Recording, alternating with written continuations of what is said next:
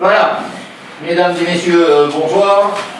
Conseil communautaire avec un ordre du jour moyennement chargé. Une partie des membres du conseil sont en visio, une partie est en présentiel, et je rappelle que nous sommes en plus diffusés en direct pour les gens du territoire qui souhaitent assister à ce conseil. Une toute petite remarque avant même que je ne fasse faire l'appel.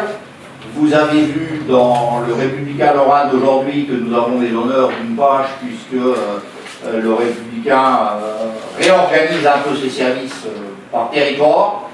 Vous verrez qu'il y a une interview du président et on m'avait demandé 1500 caractères et j'en ai envoyé 1504. Donc la dernière phrase concernant les projets, vous avez une première phrase et il manque une phrase où je dis que les projets sont également de construire une piscine, une piste cyclable et une aire d'accueil des gens du voyage. Donc je pense que de toute façon on aura l'occasion d'en reparler, mais je tenais à ce que ce soit précisé et j'ai le texte d'origine si vous le souhaitez. Bien, Thierry, si vous voulez bien faire l'appel à la fois des gens en visio et des gens en présentiel, je vous laisse faire. Alors, Monsieur Risser. Présent. Monsieur Bossec. Monsieur Bossec alors. Il est au téléphone. Si vous voulez bien en visio, vous répondez présent, ce qui permet en même temps de vérifier vos micros. Claude. Il est au téléphone. Il est au téléphone, alors on le réappellera. Poursuivez. Monsieur Bourson. Présent. Monsieur Bossec. J'envoie un message, j'envoie un message. D'accord, ok. Monsieur Brusco, excusez, pouvoir, Monsieur Risser. Monsieur Simarelli. Présent. Madame Friot, excusez. Présent. Présent. Ah, pardon. Elle est là finalement. D'accord. Bonsoir Mario. Monsieur Lepresti. Présent. Monsieur Réby. Présent. Monsieur Destremont. Présent. Présent. Madame Beacci, excusez, pouvoir, Monsieur Brusco. Ah non. Ça ne marche pas. Madame Minikiti. Il est distrait, il discute, il bavarde. Monsieur Petitclerc. Présent. Madame Arési, excusez, pouvoir Monsieur Réby. Madame Bellucci. Madame Bellucci, excusez, pouvoir Monsieur Pocran. Monsieur Pocran, il est là. Oui. Madame Monsieur Baudet. Pocran, présent. Madame Baudet. Présent. Madame Bouméline. Bouméline. Claude, des informations pour Madame Bouméline? Non. Réponse, elle s'est excusée. Madame Boubedine, il y a une procuration. Hein. C'est Claude. Oui, elle me l'a donné. Oui, excusez-moi, elle me l'a donné. Voilà, j'ai réussi à avoir le son. J'ai essayé de parler, j'arrivais pas à avoir le son. Pour Sarah, j'ai sa procuration. Et donc vous êtes présent. Très bien. Madame Canzerini Salvador, excusez, pouvoir Monsieur Petroscar. Monsieur Sandeki, excusez, pouvoir Monsieur Simarelli. Madame Koubouille, excusez, pouvoir Monsieur Révy. Monsieur Falchi. Présent. Madame Fattorelli. Présent. Monsieur Félici. Du coup, avec les problèmes de connexion, elle donne son pouvoir. Hein. D'accord. Excusez, pouvoir Madame Fattorelli. Monsieur Guillotin, excusez, pouvoir Madame Baudet. Madame Gustin Mayrus. Oui, présente. Monsieur Jacquin, Éric. Madame Lebrun, Marie. Présent. Monsieur Matucci, Gérald. Madame Narcissi, excusez, pouvoir Monsieur Spisac. Monsieur Petroska. Présent. Monsieur Pocran. Qu'est-ce qui se passe? Monsieur Spisac. Présent. Madame Strache, excusez, pouvoir Monsieur Lopresti. Secrétaire de séance, M. Bourson. Madame Bellucci, elle a donné son pouvoir Et moi, je vais t'appeler. à M. Non. Cochran. Monsieur Cochran a donc 2 pouvoirs, si je ne me trompe. Non, J'ai été appelé 2 fois, il s'inquiète parce qu'il n'a pas été appelé. Monsieur Cochran. Ouais. Bien. Et Madame Ménichetti n'a pas été appelée. Si. Moi, j'ai vu. Oui, je sais. Tu bavardais. Bien. Bah, écoutez, a priori, que ce soit en présentiel ou en visio, nous avons le quorum. Et donc, je vous propose de passer à l'ordre du jour, sachant que nous rayons de l'ordre du jour la motion concernant la gare d'Audintiche. Donc, nous ne traiterons pas de ce point ce soir. Madame Fadori, est-ce que vous souhaitez dire 2 mots à ce propos? Oui, je souhaiterais quand même dire 2 mots à ce propos, d'autant plus que la presse relaie des informations erronées, qui ont peut-être été d'actualité à un certain moment, mais qui ne le sont plus, parce que lorsque nous avons pris la motion contre la gare, la fermeture de la gare à Audintiche, nous avons été contactés dans la semaine par le ministère des Mobilités au Luxembourg, qui nous a dépêché 2 fonctionnaires et qui sont venus nous expliquer le projet de mobilité sur Audintiche. Et donc il y avait les maires de Villeru, Autange, il me semble que M. Bourson était là aussi, il y avait M. Destremont.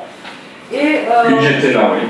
voilà, et donc on aura un bus à haut niveau de service à partir de la gare d'Audin avec un cadencement toutes les 4 minutes et une piste cyclable à partir de la gare d'Audin jusqu'à la gare d'Esch qui va ensuite rattraper la voie express pour Luxembourg. Et le tout sera entièrement financé par le Luxembourg et on nous assure la gratuité du service à partir de la gare d'Audintiche. Donc nous n'avons pas lieu de maintenir cette motion et nous serons reçus le 26 avril par le ministre Bausch au Luxembourg donc pour parler de la mobilité avec les maires du territoire et le président. Voilà, écoutez, ceci étant dit, je vous propose de passer au point 1, approbation du Conseil du 2 décembre 2020.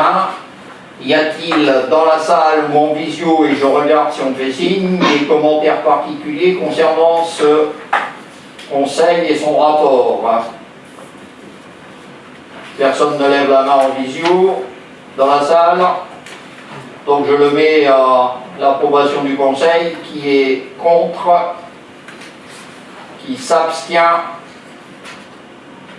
Aucun signe en visio. Je vous remercie à l'unanimité. Adoption du règlement intérieur des assemblées.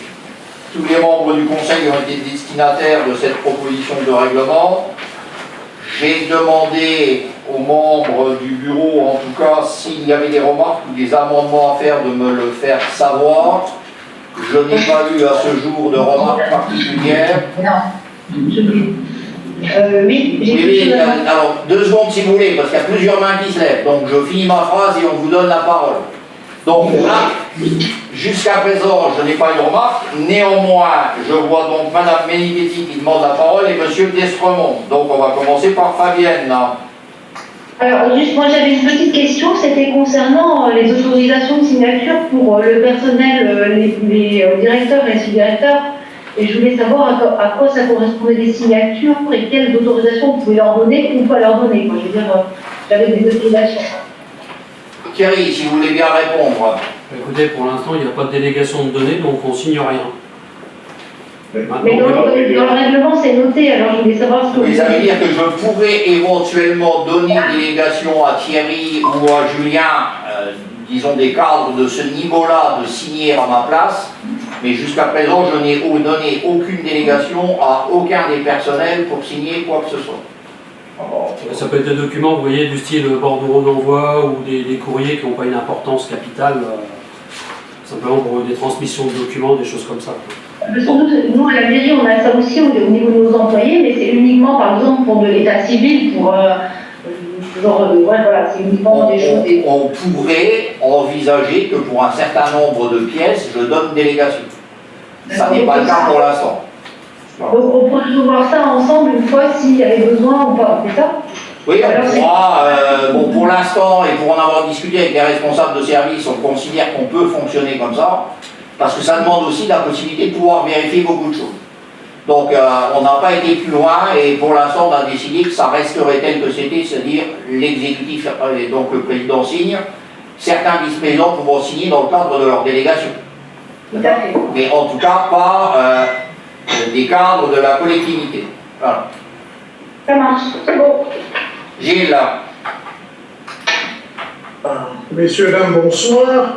Moi, j'ai une question qui est d'ordre plus administratif et juridique sur le règlement intérieur, puisque dans nos collectivités, nous devons en faire part dans les 6 mois de l'installation du Conseil.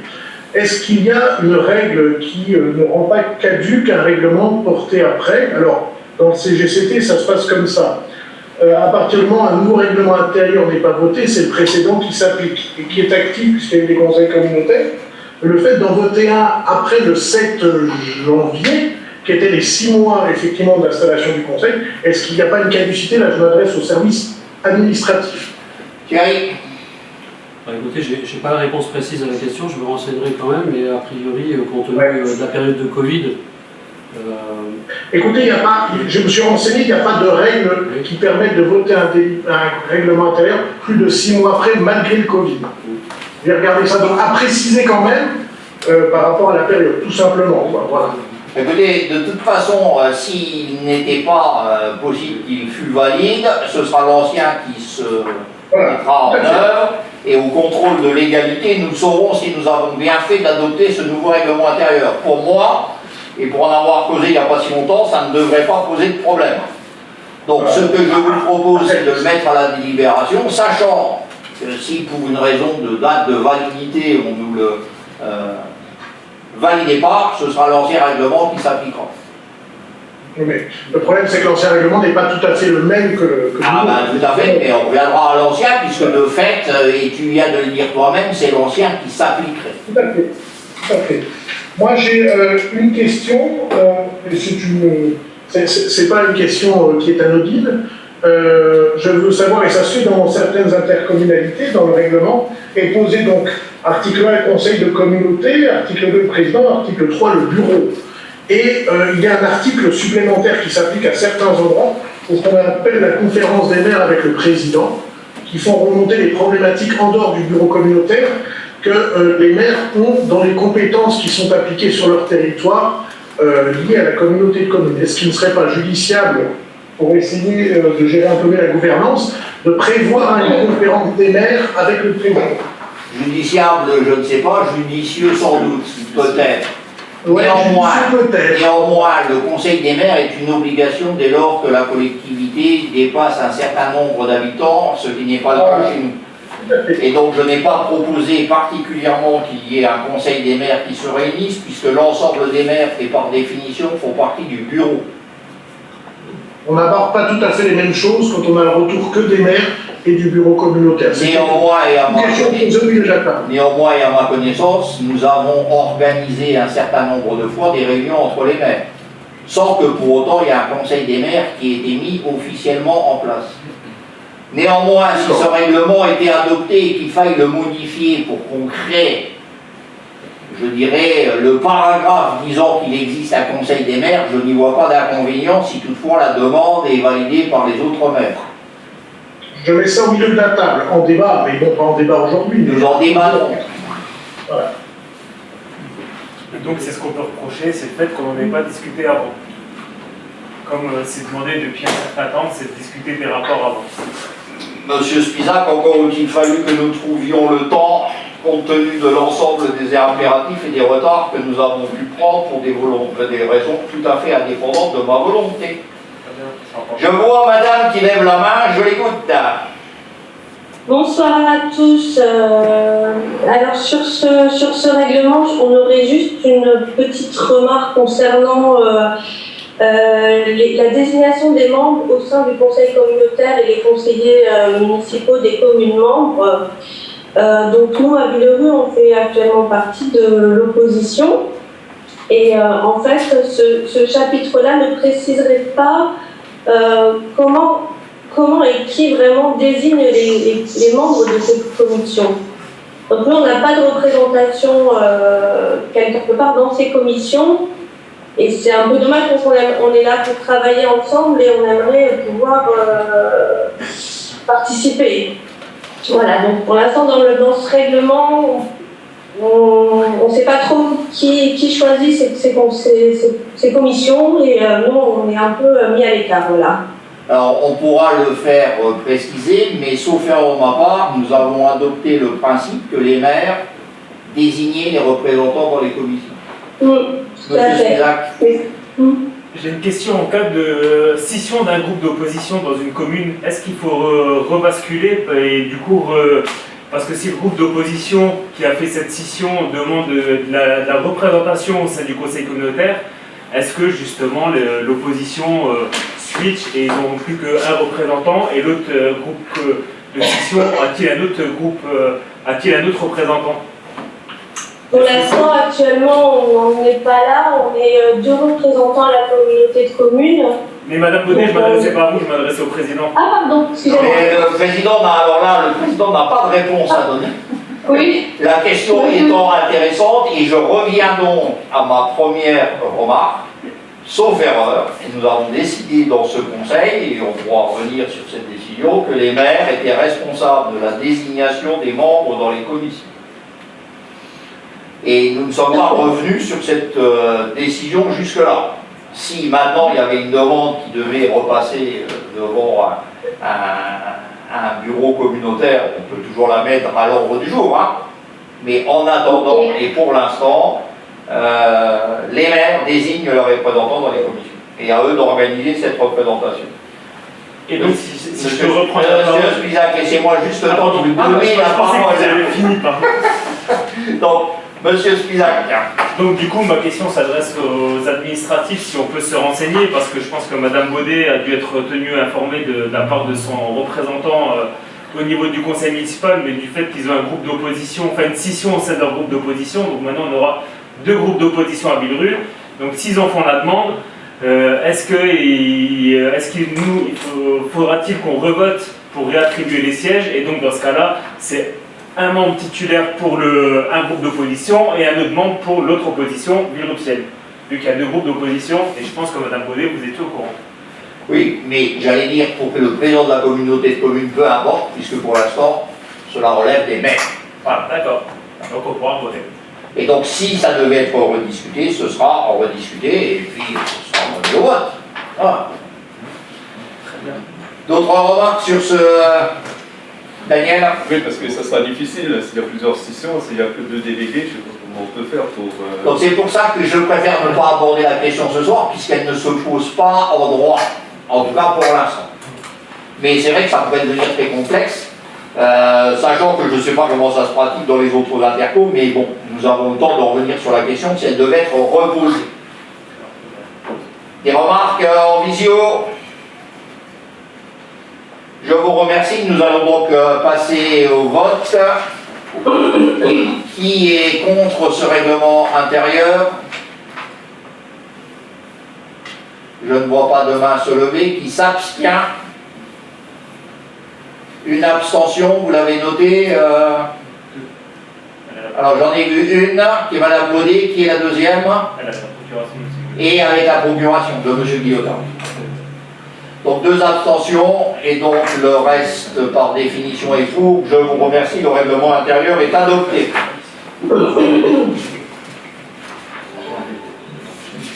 Vente de biens. Claude, j'avais prévu que vous le présenteriez, est-ce que vous souhaitez le faire?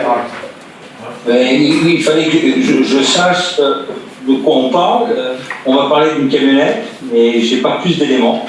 Donc je demanderai à Thierry de venir sur le sujet. C'est un peu plus une camionnette, mais Thierry va donner les éclaircissements. Oui, en fait, il s'agit donc d'une procédure de déclassement des biens qui sont liés à la dominalité. Donc, au terme du Code général de la propriété des personnes publiques, les biens qui ne relèvent pas du domaine public font partie du domaine privé. Dans le cas présent, c'est un véhicule et des bacs pour ordre ménagère. Ça ne présente pas d'intérêt historique particulier. Et donc, à ce titre, le Code général des collectivités dispose que l'Assemblée délibérante est compétente pour décider de l'opération par délibération, tout simplement. Et donc, vous avez dans le rapport le nombre de conteneurs et voilà, et donc le produit de cette vente est estimé à 25 000 € et donc nous vous demandons l'autorisation de vendre ces biens qui n'ont plus d'utilité première pour la collectivité actuellement. Et 25 000 €, ma foi, c'est toujours une belle recette. Sachant que ça a été négocié, je crois que le prix est arrêté, non ? Est-ce qu'il y a des oppositions à cette vente de biens qui nous rapporte 25 000 €? Il faut dire tout jusqu'au bout. Pas d'opposition. Qui s'abstient? Je vous remercie à l'unanimité. Compétences, mobilité.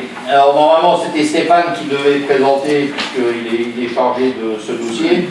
Et en fait donc il a perdu sa grand-mère et il est revenu plus longtemps qu'il ne l'avait prévu aux funérailles et aux réunions de famille. Donc il s'est excusé pour ce soir, on m'a donné pouvoir. En fait, vous savez que dans le cadre de la loi L'Homme, on a demandé aux collectivités de prendre ou non la compétence mobilité, sachant que si nous ne la prenons pas, c'est la région qui l'exercera, mais qui l'exercera pour une partie qu'on peut qualifier de limitée, et que sans cette prise de compétence, on s'interdirait la possibilité d'intervenir dans un certain nombre de domaines. Alors, notre communauté de communes a ceci de particulier, c'est que pour l'instant nous avons deux organisations de transport qui travaillent. Oui, on entend des gens avec des micros ouverts a priori, si vous voulez bien les fermer. Merci. Thierry, vous avez les micros ouverts? Moi oui. Non mais vous voyez si quelqu'un a oublié de l'éteindre, normalement vous le voyez, non? On n'entend plus. On n'entend plus, c'est bien. Donc, deux organisateurs de transport sur notre territoire, d'un côté le SMITRAL pour les communes de Villeru et Thil, et de l'autre côté le SMIDU pour autant Gévaudan.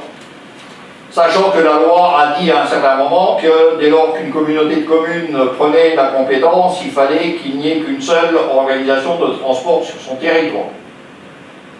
C'est un débat qui a été mené au niveau des préfectures, au niveau de la région, et on est assuré d'une part que ce n'est pas parce qu'on prend la compétence mobilité que nous sommes obligés de l'exercer immédiatement. Ça c'est la première chose. Donc ça veut dire que pendant un certain temps, les AOT qui interviennent sur le territoire peuvent continuer à rendre des services qui rentrent parfaitement sur les communes sur lesquelles ils opèrent, les autres communes restant à la limite presque libres de leur choix d'adhérer à l'une ou à l'autre. C'est pas tout à fait comme ça que j'envisage les choses. La négociation que nous devons porter, et on peut imaginer que la loi 4D, celle qui autorise un certain nombre d'expérimentations, et les préfets de Moselle et de Meurthe-et-Moselle en seraient assez d'accord, c'est que nous puissions conserver deux opérateurs de transport chez nous. Et que les communes qui ne sont membres ni de l'une ni de l'autre, après avoir entendu quelles pouvaient en être les conséquences et les services rendus, puissent se déterminer. Sachant que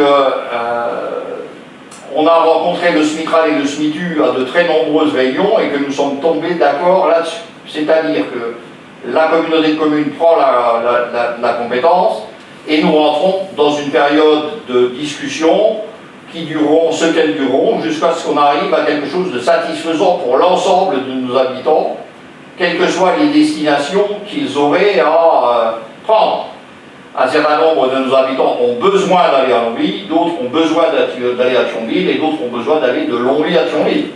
Ce sont des réalités.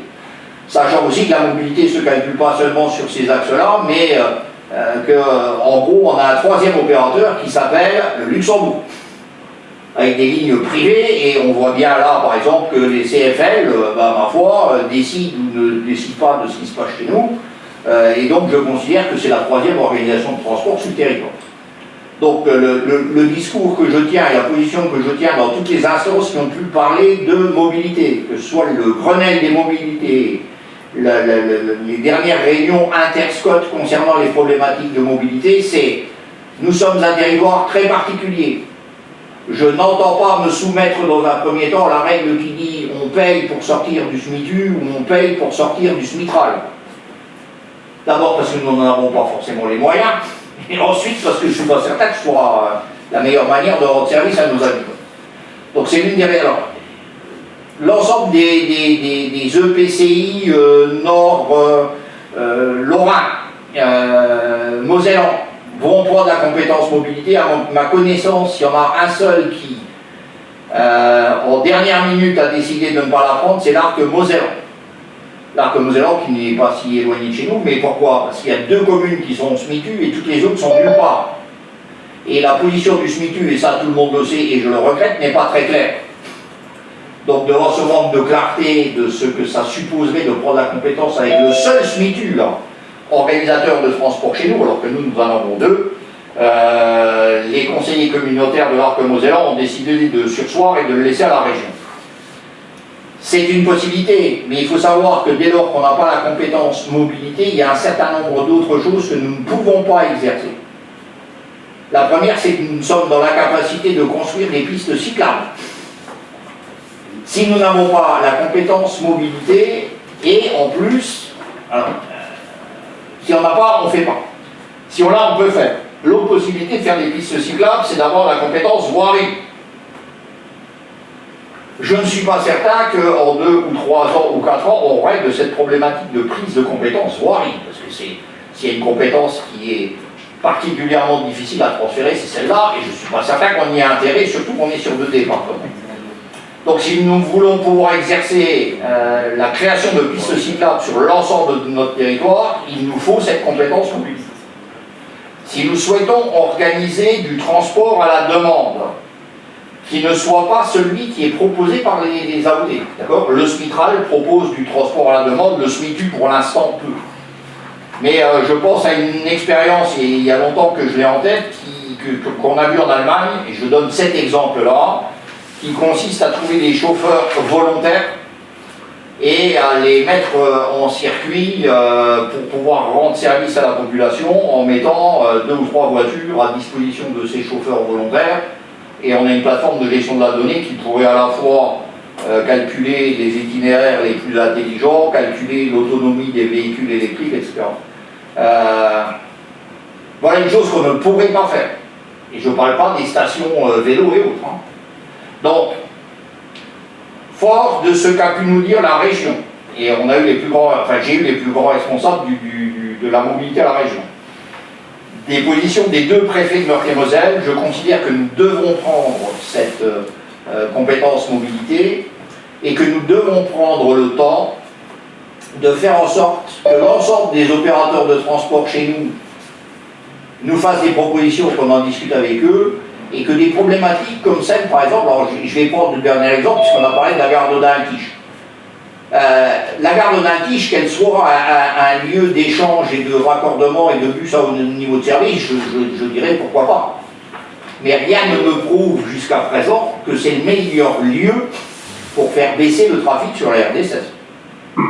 Nous n'avons ni études, enfin nous on a des études de mobilité, mais pas d'études au niveau du territoire. Et on peut se demander s'il y a une nécessité, évidemment, d'un arrêt à Audun-Quiche, parce que c'est l'un des nœuds importants, au même titre que le hub de mobilité de Villerue. Encore faudrait-il savoir comment ces 2 points d'interconnexion fonctionnera. Mais on peut se demander aussi s'il ne faudrait pas mieux commencer ce type de mobilité un peu plus en amont sur le territoire. Et quand je dis un peu plus en amont, c'est à notre frontière sud, du côté de Metz, Sérouville, etc., c'est-à-dire à la sortie des autoroutes et la jonction avec Thionville. Donc vous comprenez bien que tout ça, on ne pourra en discuter et être présent que si nous avons la compétence, mais que ça nécessite impérativement que nous ayons à défendre notre beefsteak et l'intérêt du territoire dans ce cadre-là. Voilà, c'est pourquoi je suis un défenseur de cette prise de compétence qui, pour l'instant, oui, Fabienne, je vais donner la parole, qui pour l'instant n'a pas d'incidence financière particulière. Si on reste comme ça un certain temps, pour l'instant, je dis bien pour l'instant, il n'y a pas d'incidence particulière. Fabienne.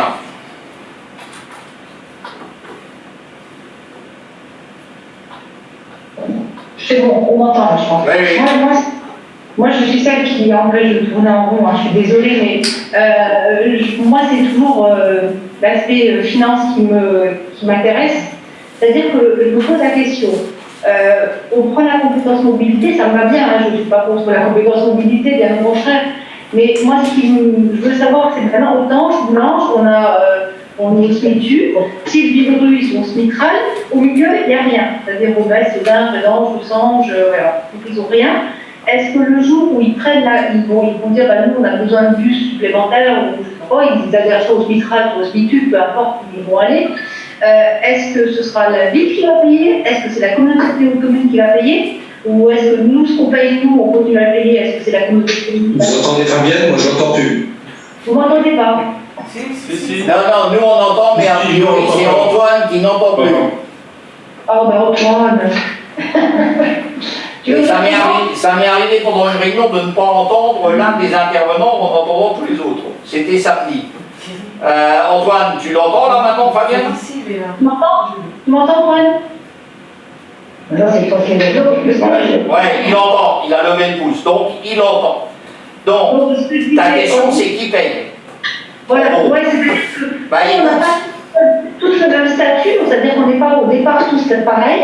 Est-ce que ce sera toute la communauté de communes qui va payer je pense à mon budget 2021, 2022, 2023, voilà. Donc, est-ce que c'est la communauté de communes qui va payer? Est-ce que c'est chaque commune qui va payer? Ou est-ce que ceux qui sont déjà dans des syndicats, ils vont continuer à payer? Puisqu'on est au départ, on est déjà comme ça. Voilà, donc je m'interroge sur la façon de fonctionner. Après, on peut se mettre autour d'une table et en discuter. Je n'ai pas de souci là-dessus non plus. Alors déjà, effectivement, ça nécessitera ce type de choses, mais il faudra aussi que chacune des AOT nous dise combien coûte, pour quel service et pour faire quoi. Maintenant, il est bien évident que les communes qui transfèrent déjà une charge, c'est-à-dire qui payent, quelque part, il ne faudrait pas que la prise de compétence leur coûte plus cher en transfert que ce que ça leur coûte jusque-là. Ou en tout cas que dans ce cas, ce soit justifié de la part des AOT qui auraient à intervenir sur le territoire et avec des services supplémentaires. D'accord? Maintenant, qu'est-ce que vous allez devenir au SMITU avec le changement de DSP? Je ne peux pas m'avancer, j'en sais rien. Pour les communes qui ne bénéficient de rien pour l'instant, puisqu'elles n'ont pas adhéré, il faudra bien que quelque part elles transfèrent une charge à l'Interco, si c'est toutefois l'Interco qui exerce la compétence mobilité. Ça ne peut pas être une charge supplémentaire pour l'Interco sans une recette supplémentaire. D'accord? Donc, un service rendu égale temps par habitant de la commune, c'est ce qui se passe au SMITRAL, hein, temps d'habitant à 15 €, je crois, vous êtes à quelque chose comme ça. Je ne dis pas que ce sera 15 €, d'accord? SMITU, combien chez vous? Fabienne? Le SMITU? Gilles? Nous, on a fait une étude à Omès, ça nous coûtait 40 à 45 000 € par an, je crois. 46 000 € pour vous. Voilà, et ben on serait à peu près dans ces eaux-là, et si Omès, que ce soit SMITU ou SMITRAL, mais en gros, il y a bien un transfert de charge à prévoir de cet ordre-là. C'est pas la communauté de communes qui pourra, dans ses non-ressources, aller le financer. Par contre, elle pourra être l'endroit où tout se discute, avec une voix qui représente le territoire. D'accord? Donc voilà, et je dirais, et surtout, dans nos projets, il y a ces pistes cyclables où on laisse la région faire, et dans 4 ans, on n'a même pas commencé les dossiers, ni même les dossiers de subvention, où en tout cas on prend la compétence pour pouvoir lancer ce type de choses, et je m'y engage à négocier avec l'ensemble des intervenants, Luxembourg compris, les conditions d'une meilleure mobilité sur nos territoires. D'autres remarques par rapport à cette prise de compétence, Viviane? Oui, parce qu'on doit prendre cette compétence, on peut avoir le 31 mars, mais on a jusqu'au 1er juillet pour exercer la compétence ou la transférer. C'est-à-dire que le calendrier il est quand même relativement court pour savoir ce qu'il faudra faire derrière, quoi. Non. Au 1er juillet, elle s'exercera, ce qui ne nous obligera néanmoins pas à prendre quelques décisions que ce soit au 1er juillet. Et je rappelle que ça doit être mis au débat dans les communes. Hein. Et que si les communes ne l'ont pas mis au débat, ce sera réputé validé par les communes. Non. Au 1er juillet, nous pouvons, si nous le souhaitons, mettre en œuvre un certain nombre de services qui ont trait à cette compétence et par exemple instruire les études pour une piste cyclable, nous n'avons en aucun cas l'obligation d'avoir une seule AOT à des tarifs et avec des transferts de charges. Je suis formel et je me le suis fait répéter à l'envi par les deux préfets, parce que je rappelle que nous avons cette chance de dépendre de deux départements et de deux préfets. Et les relations entre les deux préfets, et en tout cas le sous-préfet de Thionville et le sous-préfet de Boulier, sont suffisamment bonnes pour que je puisse dire que notre dossier, avec sa complexité, a attiré toute leur attention. Donc avec les réserves d'usage, d'accord, puisque ce qui est sûr aujourd'hui le sera peut-être un tout petit peu moins demain, mais j'ai l'assurance qu'on pourra mener ce dialogue dans l'intérêt de tout le monde. Et je discutais encore avec le député Arnouch entre-midi pour savoir si cette loi 4D avait des chances d'être sortie très rapidement et si on pouvait rentrer dedans. Voilà. D'autres interrogations? Gilles. Voilà, donc moi, premièrement, je me réjouis qu'on pose cette délibération de prise de compétences. À partir du moment où on est sur un territoire particulier, il faut prendre aussi les compétences qui sont particulières et qui sont des fois difficiles à prendre. Je trouve que la délibération est assez large dans l'ensemble des briques qui sont proposées dans la loi LOM. Effectivement, comme l'a dit Patrick, que ce soit le transport à la demande, que ce soit les pistes cyclables, que ce soit le transport doux, le transport des personnes PMR et tout ça. Donc effectivement, ça permet dès demain de travailler clairement, de poser les choses, de savoir quel type de transport nous voulons tous ensemble sur notre territoire, quelles sont les options proposées et les comparaisons faites entre les différentes AOT, quel va être le schéma du choix de transfert et vers où ça va aller et quel coût ça va avoir. L'important, c'est de poser la première base. Effectivement, ça change un tout petit peu. Le 30 juin était une date qui était bien claire, bien plus précise avant. Maintenant, ça laisse un petit peu le choix d'aller un peu plus loin et d'attendre sur 2021. Moi, je reprends un peu ce que dit Patrick sur le coût. Vous voyez que les deux syndicats mixtes de transport n'ont pas le même calcul de coût et n'ont pas le même calcul de sortie lié au fait que l'on sorte d'une compétence. Première chose, vous voyez très bien, et c'est un exemple qu'on peut voir sur les deux communes nord-ténouza et sans critiquer quoi que ce soit, c'est lié à la fiscalité, c'est lié, le VM est lié à la fiscalité, à la pauvreté, aux services que l'on veut, et donc des communes comme Villerupt et Thiel, par exemple, ne payent que 75 000 € ensemble dans le SMITU, dans le SMITRAL, pour pouvoir avoir leurs compétences, qui est la deuxième ligne, qui sont les deuxièmes lignes les plus chargées.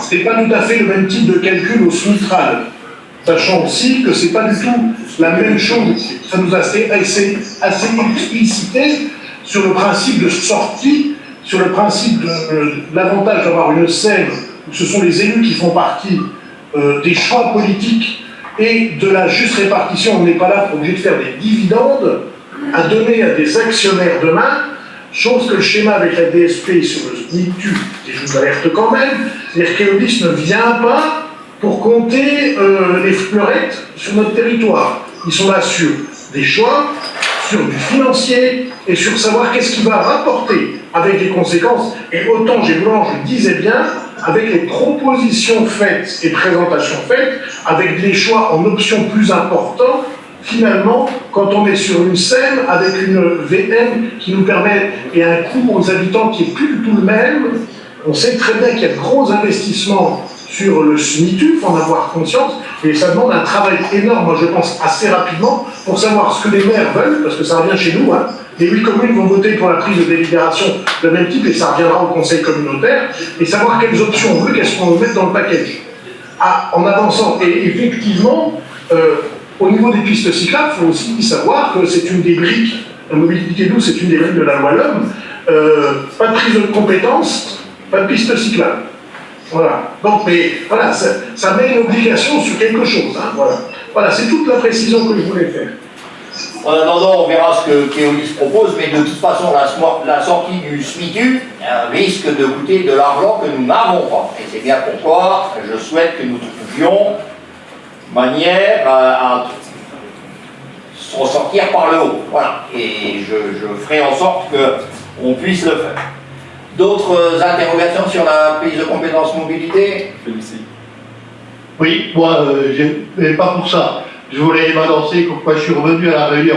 On vous a vu, monsieur Félicie, et donc on note présent. Donc voilà, merci. Voilà, je suis à partir du point numéro 4. Hein. Voilà, donc à partir du point 4, on comptera que votre vote. Merci. Bien, et bien écoutez, s'il n'y a plus de questions. Je voulais intervenir. Oui. Vas-y, je ne sais pas si vous avez vu ma main levée ou pas. Non, pas vu. C'est sûr. Vas-y. Oui, donc juste pour un peu rassurer Fabienne, donc la bonne chose, c'est que pour l'instant, on peut avoir le SMITU et le SMITRAL tout en prenant la compétence qu'ils peuvent exercer sur le territoire. Donc ça, c'est une bonne chose. Aujourd'hui, quand je regarde bien et que j'épluche le dossier SMITU, on en arrive à une adhésion à 37 000 € pour une commune comme Boulange, et ça, c'est bien parce que le conseil communautaire est filmé et les gens peuvent l'entendre, où on a 20 000 € en moins de cotisation, mais on a 3/4 de services en moins. Donc ça veut dire que la cotisation pour atteindre du service rendu, elle reste énormément élevée. Ensuite, dans cette cotisation, n'est pas compris les 3 millions qu'il va falloir injecter dans le SMITU pour rembourser la dette. C'est-à-dire 1 million d'euros par an pendant 3 ans. Donc, ils vont probablement être imputés aux adhérents, aux habitants et aux adhérents des communes qui sont au SMITU. Donc, aujourd'hui, la prise de compétence, pour moi, ce n'est pas trop une prise de risque. Un service diminué de 3/4, avec une cotisation qui n'est diminuée que légèrement de 1/4, plus 3 millions de dettes à rembourser sur 3 ans, qui ne sont pas encore chiffrés dans cette adhésion, je pense qu'il faut y aller. D'autres interventions? Bien, ben nous pouvons passer au vote. Et là, il faut quand même que je prenne l'intitulé exact de ce projet. Alors, il faut que je le trouve. Donc, le Conseil communautaire se prononce favorablement sur le transfert de la compétence organisation de la mobilité à la CCPHDA.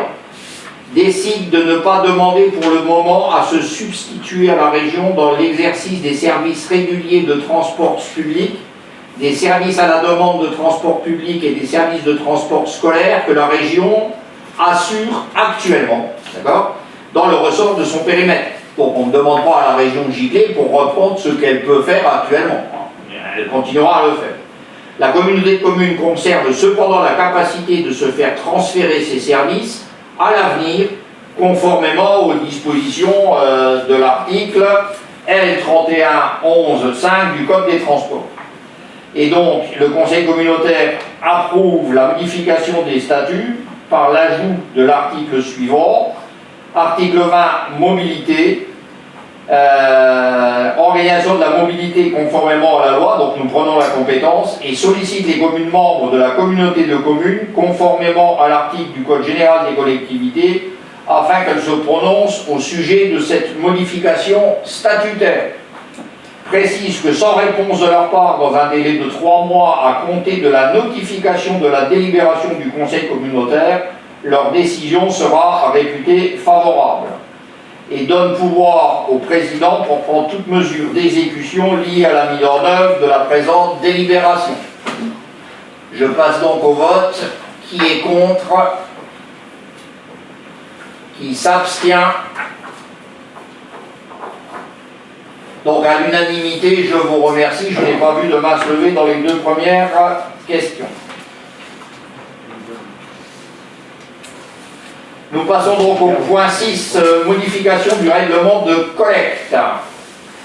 Donc la commission, donc c'est Stéphane qui a dû le présenter, mais la commission environnement s'est réunie à plusieurs reprises et a conclu que pour des raisons liées au coût et à la quantité de déchets que nous aurions à assumer pour un coût égal à 0, a d'abord discuté avec le SMTOM, pas le SMTOM, si à propos des déchets que nous traitions jusque-là à la sortie de la centrale, pour leur demander de bien vouloir, dans le cadre de leur propre budget, exercer l'évacuation des déchets qu'ils produisent, et de ne pas laisser ce coût qui n'est pas un coût directement imputable à la communauté de communes, et également aux deux EHPAD qui, de par leur production, pour un coût de zéro, faisaient tout de même une charge importante pour la communauté de communes. Donc le règlement intérieur précédent prévoyait que jusqu'à 6000 litres, l'Interco faisait le ramassage. Et donc la commission environnement nous a proposé de mettre à la délibération le fait que nous fixions à 3000 litres le seuil maximum collecté hebdomadairement pour toute structure du territoire. Voilà. Est-ce qu'il y a des questions par rapport à ça? Et je dis bien que ça a été discuté en commission avant. Hein. Et je pense que beaucoup de maires étaient présents dans cette commission. Là où l'autre d'entre vous y était? Moi j'y étais. Ouais. Fabienne? Oui, tu y étais. C'est ça que tu voulais dire? Non, je voulais prendre la parole. Alors vas-y. Déjà, je trouve que c'est un peu regrettable qu'on ne l'ait pas fait avant, parce que je pense qu'on n'aurait jamais dû prendre ce genre de délibération. On aurait dû, dès le départ, faire payer les EHPAD. Du coup, on ne serait pas aujourd'hui avec ça sur la table et on aurait été plus. Voilà, ça aurait été mieux, quoi, déjà. Bon, après, c'est dommage, c'est comme ça. Mais je ne comprends pas la troisième, c'est quoi? Il y a les EHPAD autant d'un tige, et puis il y a quoi encore? Le STOM. Non, les refus de dégrillage de la station d'épuration. Oui, c'est ça. C'est-à-dire que lorsqu'ils traitent les eaux au départ, d'accord, elles passent dans des grilles. Et là, on ramasse tout et tout ce qu'on veut. Et jusqu'à présent, nous traitions cela et nous le collections. Or, on est bien dans une problématique de traitement des eaux. Donc, c'est une charge qui revient au traitement des eaux et pas à la communauté de communes. Et donc là, pour en avoir rediscuté avec le STOM, on leur a demandé de prendre en charge des dépenses de traitement des eaux usées qui leur reviennent et de ne pas les laisser à la charge de la communauté de communes. Voilà. Moi j'ai juste une question parce que j'étais pas à cette réunion et puis j'apprends un peu. Est-ce que les trois entités, c'est-à-dire les deux EHPAD, Autange et Audin et le CIVOM ont été informés? Alors pour le CIVOM, c'est une certitude absolue et on a eu Nathalie qui est en discussion avec les deux EHPAD et qui ont le temps de trouver leurs prestataires. Les deux EHPAD ont été prévenus et sont en négociation pour trouver la solution la plus efficace pour eux avec un ramassage différent. Donc lui, ils sont prévenus, lui, ils sont en train de prendre des dispositions. D'autres questions? Je mets donc cette délibération au vote. Décide de valider ainsi la modification de l'article 3 du règlement de la collecte des déchets ménagers. Le seuil maximal collecté hebdomadairement est fixé à 3000 litres. Qui est contre? Qui s'abstient? Une, donc deux abstentions. Il faut même voter, hein. Oui. Je vous remercie. C'est adopté. Point 7. Paiement de certaines dépenses sans ordonnancement. Alors Claude, ce que je vais faire, c'est que je vais demander à Thierry de présenter ce point. J'avais prévu que c'était pour vous, mais on va être au téléphone d'ailleurs. Donc Thierry, si vous voulez bien. Oui, en fait, il s'agit tout simplement de permettre au président d'autoriser par arrêté certaines dépenses qui font l'objet, par exemple, d'un abonnement, le gaz, l'électricité, l'internet, les locations de voitures, et en fait de ne plus faire de mandat pour chaque dépense. Hein. L'arrêté, en fait, qui sera pris par le président, précisera les coordonnées du prestataire, la durée, le montant, etc. En fait, il y a jusqu'en 2019, on faisait des conventions tripartites, et elles ont été supprimées à partir de 2019. Donc c'est simplement pour faciliter, on va dire, la partie comptabilité. Est-ce que ces éclaircissements vous suffisent? Y a-t-il questions ou interrogations? C'est juste une facilité, mais je vois pas en quoi. Je pense dans tous les. Je parle là pour au nom de tous les. La question se pose aussi à tous les maires, mais je pense dans vos collectivités, il n'y a personne qui paye par prélèvement, quoi. C'est juste des mandats et au moins ça permet de. dessus de la dépense, quoi. Enfin, en tout cas, pour ma part, je le vois comme ça, quoi. Là, c'est juste une question de facilité. Est-ce que justement, on verra encore les dépenses que là, c'est qui s'inscrivent? Est-ce que ça peut être suivi aussi par notamment les VP qui s'occupent des finances? Ou c'est simplement un prélèvement, puis on aura le résultat à la fin de l'année du prélèvement, quoi. Non, en fait, si vous voulez, c'est au lieu de faire un mandat, le prestataire, il vient simplement, en fait, c'est le suivi, il est fait quand même, parce qu'il y a un arrêté qui est pris, qui donne la durée, le montant, etc.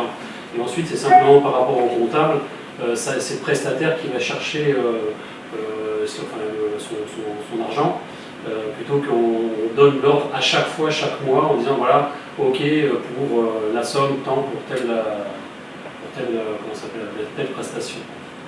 Donc le prélèvement est une opération qui est une opération officielle et ça permettra à qui le souhaite de suivre la durée, les montants des prélèvements et leur nature. Si les conventions tripartites existaient encore, en fait, je pense que j'aurais fait encore de la convention tripartite pour certaines opérations. C'est simplement que la trésorerie m'a rappelé gentiment que c'était plus d'actualité depuis 2019. D'autres interrogations? Fabienne? On avait déjà pris une délibération de ce type-là dans le précédent mandat, en fin de mandat. Fabienne? On n'entend pas. Je crois que Claude va expliquer le problème, puisque c'est lui qui est VP aux finances. Ah, mais si Claude souhaite prendre la parole, j'ai pas de souci, hein. J'ai levé la main. J'ai levé la main. J'ai pas vu avec mes excuses, c'est difficile de tout suivre, hein. Donc Claude. Nul n'est parfait. Donc je reviens sur le sujet de cette demande. Moi j'ai besoin, en tant que VP, de suivre un peu plus. Le fait de faire ce système de mandat, de dépenses comme ça mensuelles, ne permet pas de suivre. Donc moi je suis plutôt contre. Je préfère, pendant cette période transitoire, qui est celle de budget resserré, d'avoir un peu une lecture et de comprendre bien tous les enjeux financiers des dépenses. Et on s'était vu avec M. Vian, et moi je souhaite parce qu'on soit plus vigilant sur toutes ces dépenses. Et donc c'est pour ça que je voterai non pour cette demande. Quelqu'un d'autre?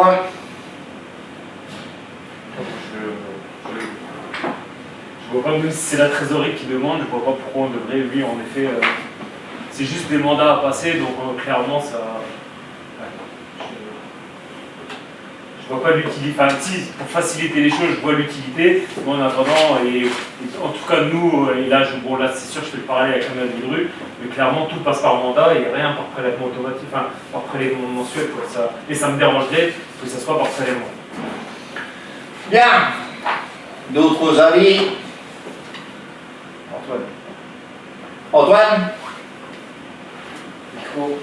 Micro, Antoine. Oui, je pense que ce sujet-là, il prête un peu à discussion, et comme tout sujet qui prête à discussion, j'aimerais bien qu'on puisse passer au vote au bulletin secret. Oui, si on veut, sauf qu'un vote à bulletin secret et en visio, ça me paraît délicat. Donc si tu as un système pour me le donner en visio et à bulletin secret, je le prends immédiatement.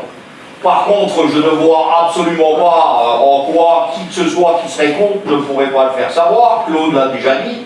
Et moi, vous avez le droit de voter contre en direct. Je ne vous en voudrais pas éternellement. Mais donc, je ne veux pas organiser un vote à bulletin secret en visio. Donc, il y a deux possibilités. C'est que nous reportons cette décision jusqu'à ce que nous fassions un conseil en présentiel, c'est-à-dire au mois de septembre. Et éventuellement, si la question devait se reposer, on la fera à bulletin secret. Mais on peut aussi tout à fait le voter et s'y opposer dès aujourd'hui si on le souhaite. Gilles. Voyons le débat qui peut poindre, et effectivement, dans le respect du règlement, effectivement, je pense que la possibilité est de retirer la délibération et d'éviter effectivement qu'il y ait des maladresses qui soient faites, et je préfère que ce soit fait en présentiel, et à ce moment-là, si c'est redemandé, comme c'est convenu dans le règlement intérieur par le tiers du conseil communautaire, effectivement, de le mettre aux voix et si c'est demandé à bulletin secret, quoi. C'est peut-être une solution pour éviter, parce qu'on voit quelques interventions, c'est sûr que... mais par contre, je m'interroge un petit peu sur les votes, parce qu'on avait eu une présentation d'un système de vote à distance qui était vraiment pas mal. Oui, alors si tu veux, j'ai une réponse immédiate. Le système de vote est pas mal. Nous n'avons pas de budget actuellement qui nous permette d'envisager de pouvoir l'acheter. Lorsque nous aurons un budget, nous reposerons la question, mais pour l'instant, nous ne sommes pas allés plus loin, puisque c'était mettre en jeu des dépenses pour lesquelles je n'avais pas d'accord particulier. Voilà pourquoi nous n'avons pas été plus avant, bien que je souhaite pouvoir le faire. Donc, je l'utilise à d'autres endroits, effectivement, c'est très très bien. Ça permet de respecter effectivement le bulletin secret et les choix des gens. Donnez-moi les sous et nous ferons. Donnez-moi les sous et nous ferons. On n'a pas de subvention pour ça? Moins 10% des indemnités pour chacun cette année. Voilà. Je ne pense pas qu'on aurait des subventions pour mettre ça en place. Bien, donc, deux possibilités. On vote à main levée, hein, ou on repousse. On repousse. Alors je mets le fait de reporter cette délibération aux voix, ou en tout cas pour avoir un consensus, qui souhaite qu'on reporte. Si je peux me permettre, si on le reporte, ça serait bien qu'on en discute en bureau. Bah oui, non, mais si c'est reporté, ce sera discuté. Non, mais c'est parce que si on le reporte juste pour le repasser une fois qu'on est en présentation. Ce sera discuté en bureau, puisque je pense que dès que nous aurons voté le budget dans les délais, nous aurons enfin le temps de discuter d'un certain nombre de choses. Donc on reporte avec une discussion au bureau. Qui voilà, qui est contre? Bien. Claude est contre. Non mais Claude, le vote est sur le report de la décision, pas sur la décision elle-même. Hein. Claude? Moi, je pense que c'est toute la complexité de la vision, ça. Non, mais moi j'étais clair sur pourquoi je suis contre, je vois pas pourquoi Oui, non, mais donc, ma question n'est pas est-ce que vous êtes pour ou contre, ma question est est-ce que vous souhaitez qu'on reporte le débat et qu'il y a une grande majorité après discussion du bureau, ce après quoi vous aurez encore le droit de voter contre. Mais ma question est est-ce qu'on reporte? J'ai bien compris et je dis ma décision de reporter est non parce que j'ai assez aujourd'hui d'éléments pour bien. Donc, il y a un contre et pas d'abstention. Donc, non. Il me semble que Mme Baudet, elle a voté contre. Madame Baudet, on vous entend pas. Vous voulez bien ouvrir votre micro? Oui, je suis contre le report. Donc, 3 contre le report. Qui s'abstient? 4. Je prends celle de Sarah. D'accord, 4. Pas d'abstention, donc le reste pour. Et donc reporté après discussion avec le bureau et en présentiel pour pouvoir assurer la demande d'un vote à bulletin secret. J'ai bien tout résumé? Je vous remercie. Point 7. Paiement de dépenses sans ordonnancement. Claude? Oui, pardon, excusez-moi. C'est le point qu'on vient de... non, mais vous m'excuserez de perdre le fil, parce que ça se complique un peu. Bien, Jean-Jacques, tu vas nous présenter cette conversion financière AGAP 2020. Nous ne sommes pas en 2021. Oui, c'est la raison pour laquelle je pense que ça ira assez vite, puisqu'effectivement, on parle là d'une signature d'une convention pour l'année 2020 et qui a été demandée par la trésorerie. On a pu constater tous, chacun dans nos communes, à chaque fois, la trésorerie de Fontois qui nous demande 2 fois, 3 fois de faire certaines choses. Donc là, on est pour cette convention financière d'AGAP pour l'année 2020. Il faut quand même savoir juste quelques petites choses, c'est-à-dire que la CCP-HVA est adhérente de l'AGAP depuis avril 2006, hein, donc c'est pas rien. C'est en 2018 que la convention d'accord cadre sur les missions de base a été validée jusqu'en 2020, donc cette convention-là en l'occurrence. Donc il lui a demandé de signer cette convention pour 2020. Voilà, c'est, je dirais, purement une démarche administrative qui nous est demandée par la trésorerie. sachant qu'on a déjà été mandaté et des questions sur cette délibération. Bien, je le mets donc au vote. Qui est contre? Qui s'abstient? À l'unanimité, je vous remercie.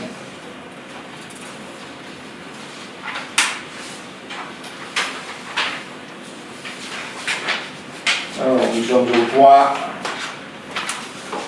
Motion pour la réouverture du service de réanimation de l'hôpital Le Ouest. Donc j'avais imaginé Marie-Rose, mais je pense qu'en fait l'origine était plutôt chez Viviane. Donc Viviane, vous voulez ou Marie-Rose ou Viviane, qui souhaite le faire? Ça me dit bien. Qu'est-ce qu'elle dit, Marie-Rose? Marie-Rose. Vas-y, ça y est, le son est lié. Ouais, on t'entend. Est-ce que tu souhaites faire cette présentation? Moi, ça ne me dérange pas. Alors, allons-y, Marie-Rose, tu as la parole, là. Voilà, le rapporteur, c'était Madame Fattorelli. Alors, Madame Fattorelli rappelle à l'Assemblée délibérante que l'hôpital d'instruction des armées, le Ouest, est un établissement de santé du ministère des Armées.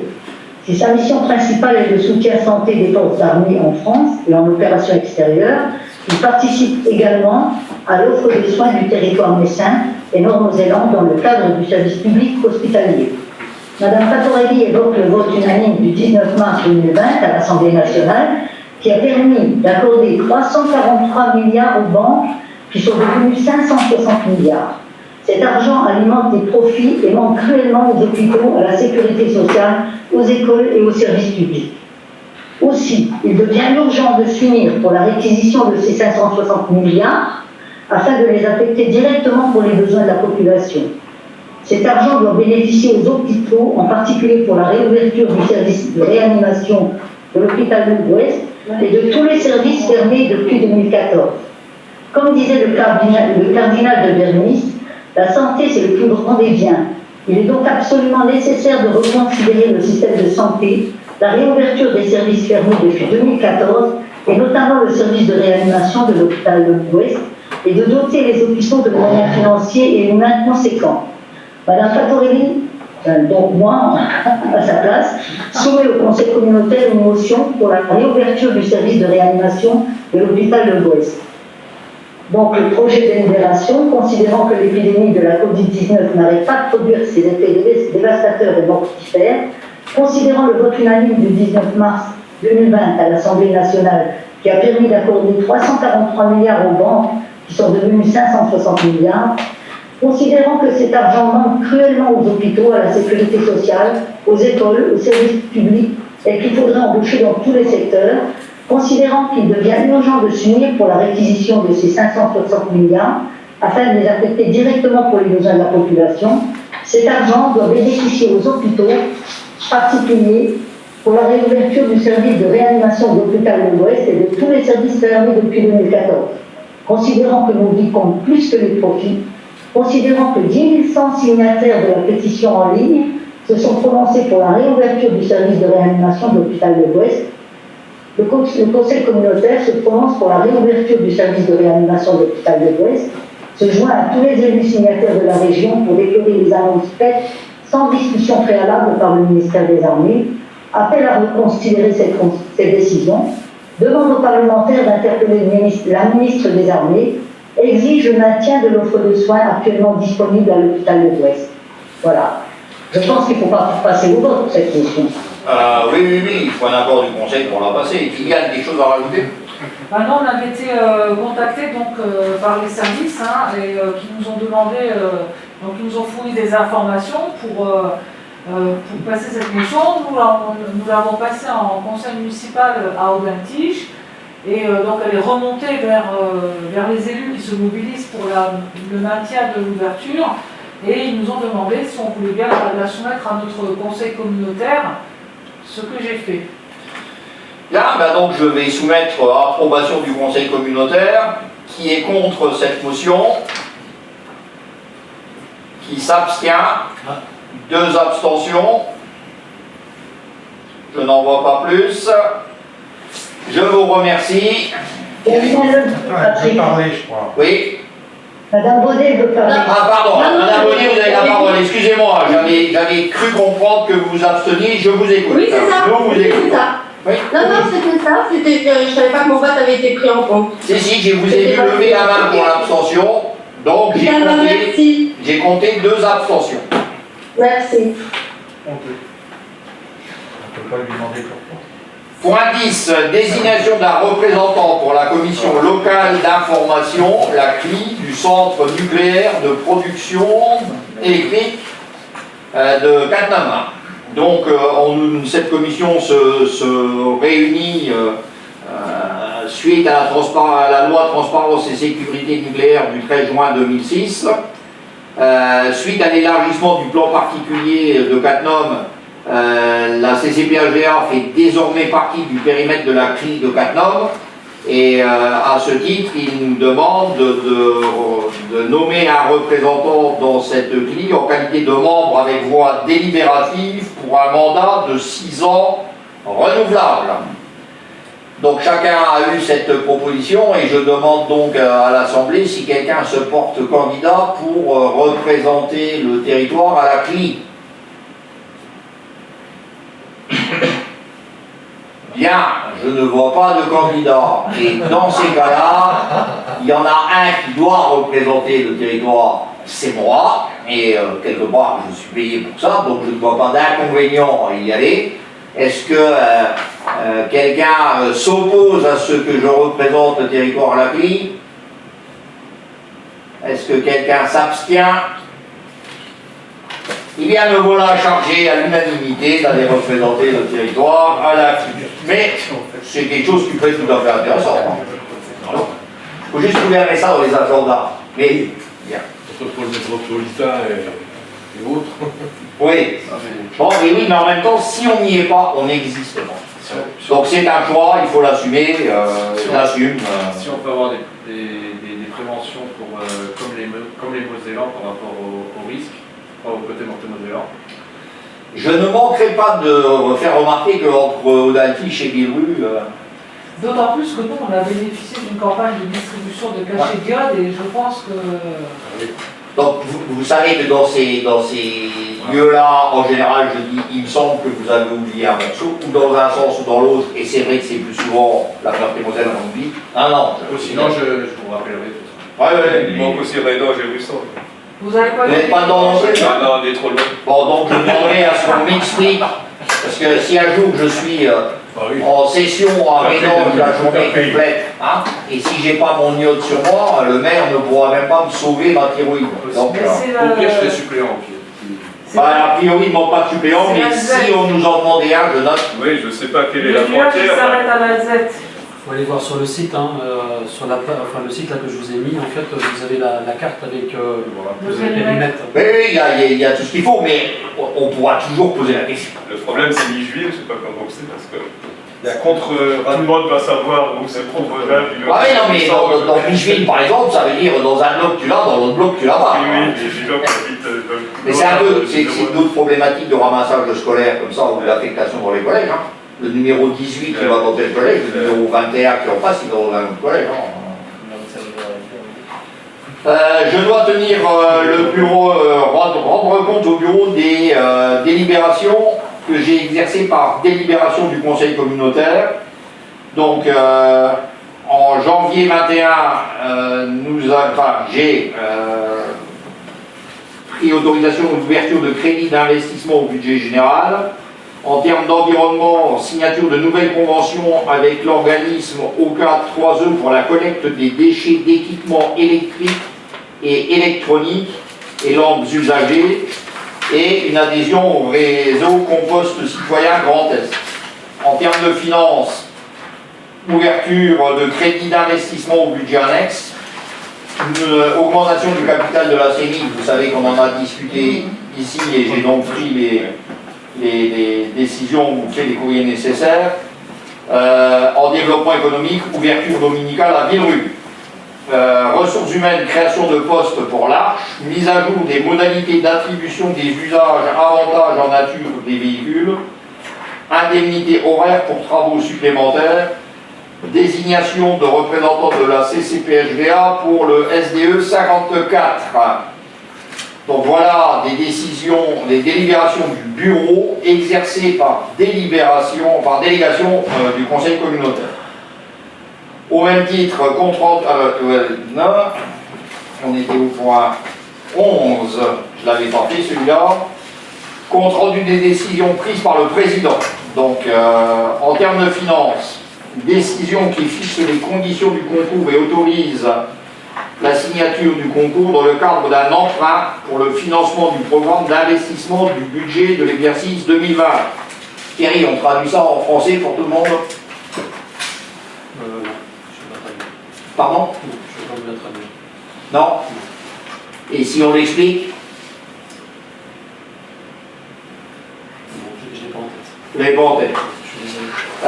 Et une demande de subvention pour les travaux d'éclairage public intelligent à Ambition Moselle, sachant qu'on a commencé à instruire le dossier pour Ambition Moselle, mais que nous le retirerons certainement, parce qu'on pourra faire financer l'éclairage intelligent d'autres manières, puisque nous ne pourrons présenter à Ambition Moselle que 3 projets sur le mandat.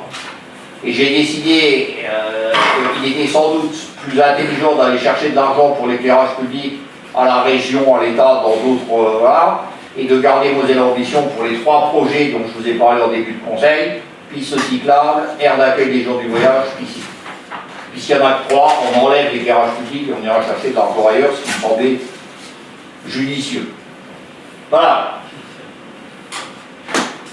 Nous avons épuisé l'ordre du jour du conseil.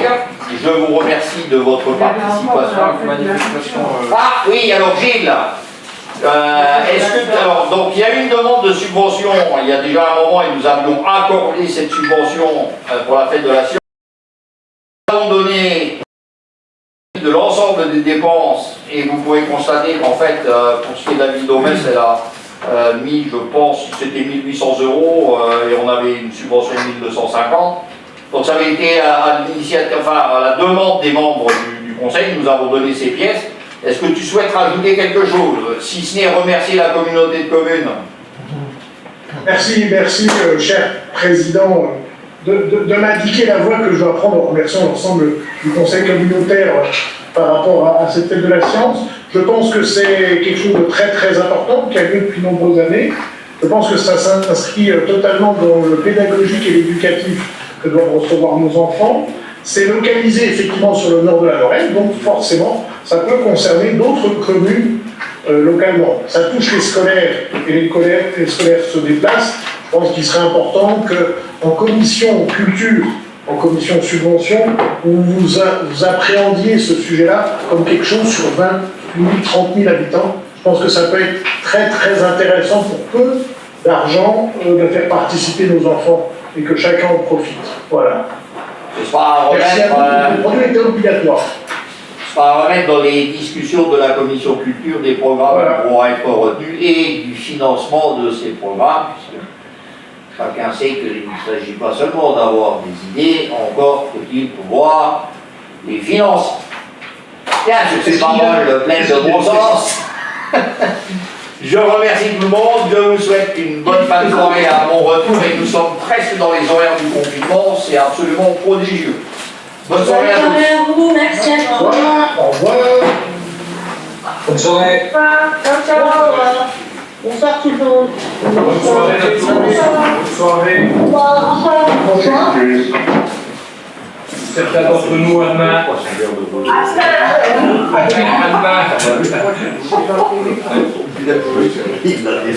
Juste parce que le bulletin, tu vois, c'est la langue Ah oui, ça va être grand.